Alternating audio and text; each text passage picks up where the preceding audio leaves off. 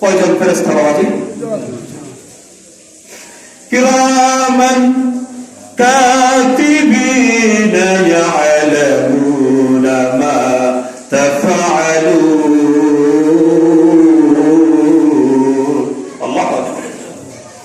এই কিরামান কাতিবিন আমাদের CC camera যেটা আছে, এটা যদি কারেন্ট চলে যায়, বন্ধ হয়ে যায়, অনেক সময় চলে না, ডিস্টার্ব হয়ে যায়, এটা অনেক সময় মেকানিক্যাল লাগে, কিন্তু আল্লাহ আমাদের সাথে যে দুইজন ফেরেশতা দিলেন, আমার জীবনে যেদিন থেকে আমি বড় হলাম, যুবক হলাম, সেই দিন থেকে পরিপূর্ণতার সাথে আমার সমস্ত কিছু রেকর্ড হচ্ছে। আপনি যখন দেখবেন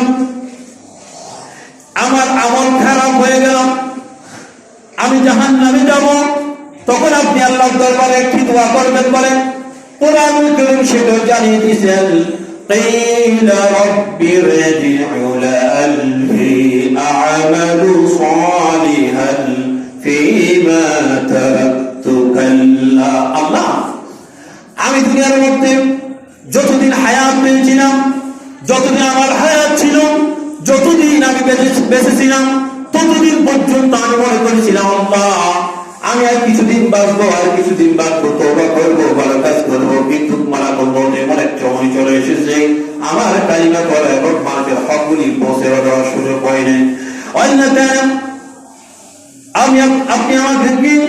আপনি আমাকে একবার হায়াত দেন, দুনিয়ার মধ্যে গিয়ে আমি যতদিন পর্যন্ত হায়াত পাবো, ততদিন পর্যন্ত ভালো কাজ করবো।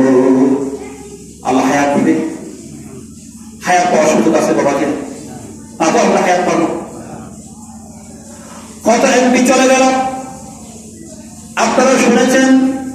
আমার ভাইয়েরা, আমার বন্ধুগণ, বাদশা সুলাইমান যখন পৃথিবী থেকে বিদায় নিলেন, তখন উনি বললেন আমার দুইটা হাত তখন বাহিরের মধ্যে তোমরা দিয়ে দিও।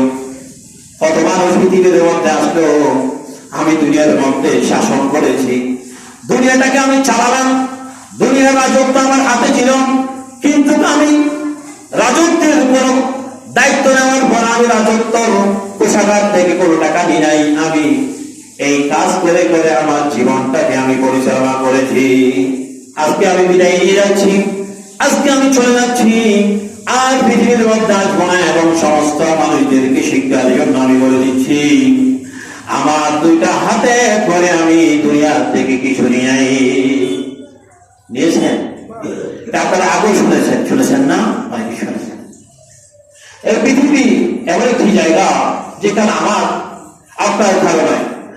যে বাড়ির মধ্যে আমি থাকি, এই বাড়ির মালিক ছিল আমার বাবা, আমার বাবার আগে ছিল আমার দাদা, আমার দাদা বলেছিল এই বাড়িটা আমার, কিন্তু আমার বাবা চলে গেল, বাড়িটা আমার বলে বলে দাদা চলে গেল, বাবা চলে গেল, আমি চলে যাব, সন্তান চলে যাবে, সন্তানের সন্তান চলে যাবে, পৃথিবীর মধ্যে কেউ থাকবে না। এবং কি যে আগে দায়িত্ব দেওয়া হয়েছে মালাকুল মউত একদিন মৃত্যুবরণ করবে, কেউ থাকবে না। আল্লাহ সুবহানাহু ওয়া তাআলা ছাড়া পৃথিবীর মধ্যে কেউ থাকবে না, আল্লাহ থাকবে। এজন্য আল্লাহ সুবহানাহু ওয়া তাআলার ভয় যার দিলের মধ্যে আছে, সেই মানুষটাই সব থেকে খারাপ কাজ থেকে বিরত হয়ে ভালো কাজ করার জন্য আল্লাহ তৌফিক দিবেন, বই রাখতে হবে।